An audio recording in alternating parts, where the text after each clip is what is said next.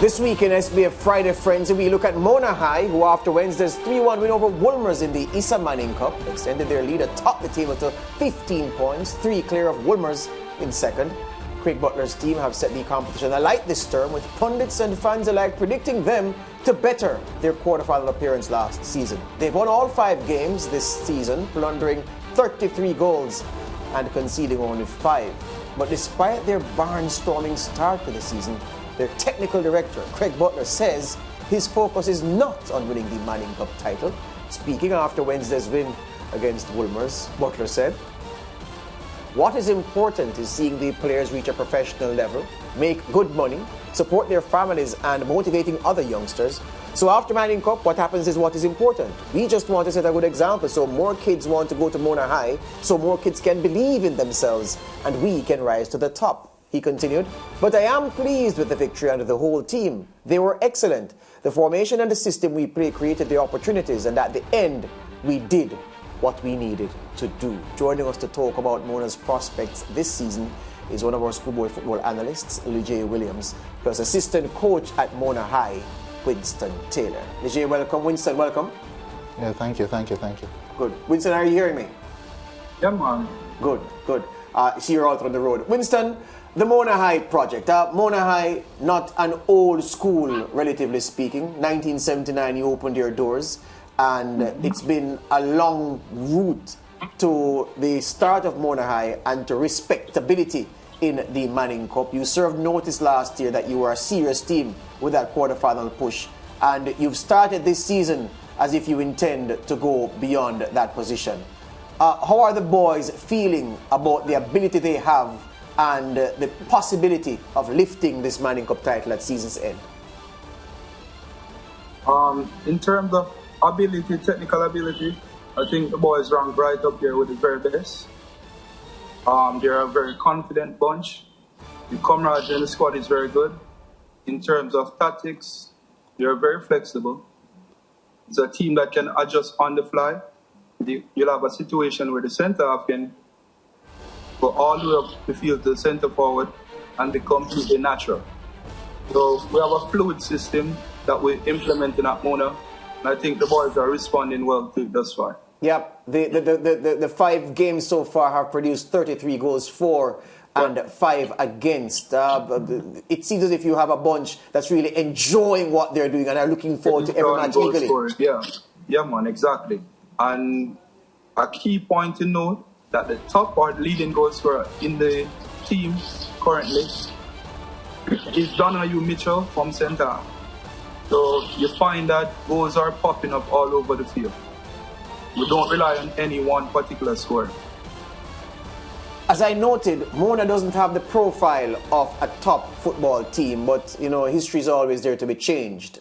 Tell me about the influence that last year's deep run in the competition, what that did for the confidence of the boys before you kicked a ball this season. So I want, in other words, last year's performance, what did that do to the psyche coming into this new campaign? Okay, that's a very good question. So, I think the bunch is, the majority is in their second year, so the experience was good from last year.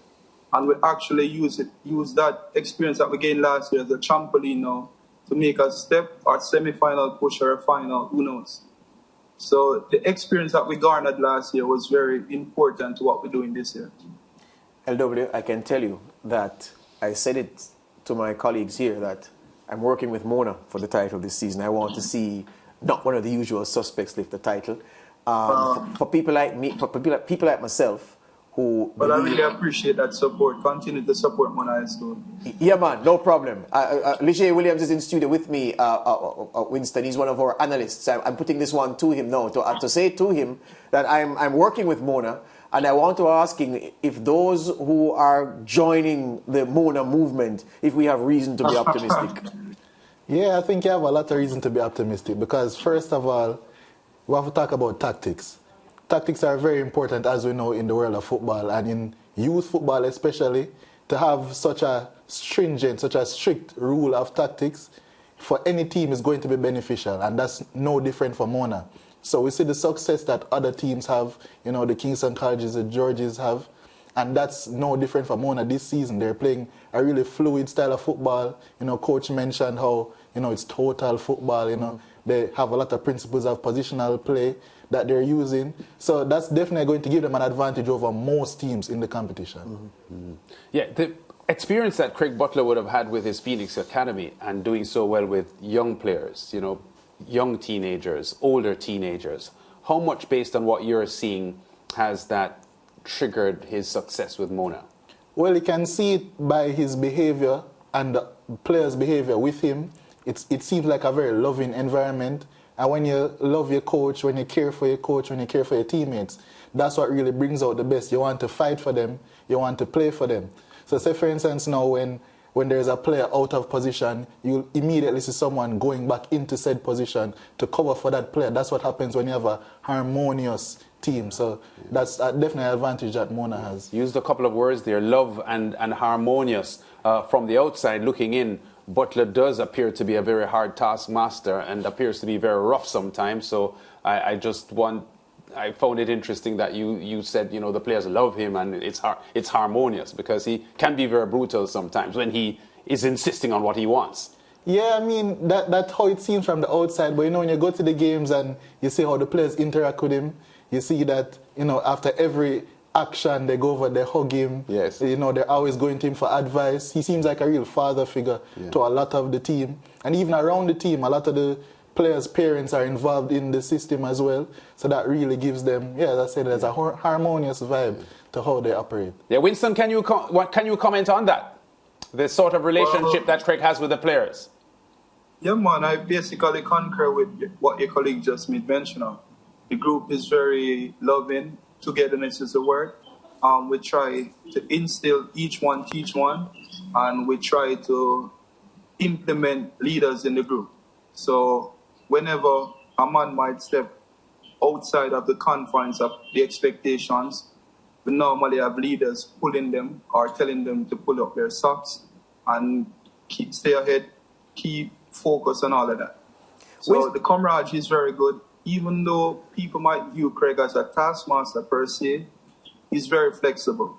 So he's a very loving, caring individual. So he's an actual father figure to the group than a coach, in my estimation. Winston, I'm keen to see Mona play against a team that dominates the ball, to see how they act. Because so far in this group, you've been the big dogs, no doubt. You boss games from the first whistle. In terms of how the team is equipped, you spoke about tactical flexibility and adaptability. Do I have anything to worry about if you come up against a ball-dominant team who hogs the possession? No, the thing about it now, Mona don't really adjust for the opposition. We force opposition to play our style of play or our game, really. So even if you're ball dominant, we try and counter press very quickly. We try and press it high up the pitch. So a JC on any given day will probably look like a Kingston. Here you because of the method that we employ. Yeah. I want to ask you about the school community in quick time. But you've conceded 5 goals in 5 games. Were those you're going to concede goals? No, nothing to worry about. Yeah, that's what I'm saying. Nothing to worry about really, because when you're scoring the magnitude of goals that we have been put in past keepers, you'll find that you'll have a moment of lapse or a moment of indecision. So all 5 goals were as a result of individual errors more than a team structure per se. Yeah. So we're not that perturbed about the 5 goals that we have conceded thus far. No systemic weakness is the message. No systemic weakness, because I think the method that we're employing currently lends itself for concession, because we actually vacate a lot of space behind us. So the opposition can run in behind at any given time, but we're not that perturbed about the concession at this moment. Last one for you, Winston. The school community. I mean, Mona was in the news not so long ago, where the principal sent home a lot of students because discipline had fallen down, and he had a summit meeting with parents, and everybody was talking about Mona. congratulating the principal for taking a hard stand. It's one of the top performing non-traditional high schools academically, and so the profile of the school is improving weekly, monthly, every school year. Has the school community been giving these players the love? Do you get the sense that something special is being built and that the school community is pumping up the wheels of this Mona bandwagon this season? Yeah, man, I think the wagon is full to capacity. We have a terrific headmaster, principal, and I think the support from the academic staff, the ancillary, administrative, has been very good so far. Yeah, my producer says that your crowd support was thin for the last match, and he's wondering why more fans didn't come out to watch you in that big game. With each passing game, the wagon is growing. So by the time we get to the knockout stages, hopefully we can full out Stadium East or Sabina. Who knows? Yeah, Vijay, here's the thing. Yeah. We've seen teams. Yeah, usually crowd will follow winners. You know? Yeah, man. So if you continue to produce results, I think we can full out Sabina by the time we get to the crunch time. Great. Winston, great talking to you. Want to encourage you to keep the momentum going. We wish you all the best, and yeah, I think the Mona movement deserves my support this season. All the best to you. Thank you. And again, thank you. I really appreciate your support. Continue to support Mona, and who knows, we can upset probably one of the big guns in the latter stages. Yeah, man. Winston Taylor, assistant coach of Mona High School, the ManningCup team. Leger, here's the thing. We've seen this movie many times before. Lawrence has seen it more times than you and I put together times 10, where a team sails through the group stage of the schoolboy football competition, but in the other phase where they come up against the technically better teams with the better individual players, with coaches who are quick to adapt and players with the intelligence and the skill set to exploit weaknesses that weren't touched in the group stage, then that team falls by the wayside. So for those of us who are saying, Mona, should we have any fear that when they collide with the better teams, which you've seen in other groups, that they could become unstuck? No, I don't think so in this case, because first of all, last season, we saw how good they can be. They were on course, they made the Walker Cup final, but unfortunately, because of their circumstances, they were disqualified. This season now, when you talk about even the Wolmer's game, that's a really big test for them. It was a really big test because they're coached by a veteran in the coaching industry in Jerome Waite. Wolmer's, despite the result, I think played really well. They tried to exploit a lot of the weaknesses that Mona have in behind the defense. So I think Mona is a really brave team. They have their system set in place. Yes, teams are going to trouble them defensively, but they're betting on having the offensive firepower to outscore anyone. Will that work out? We'll see.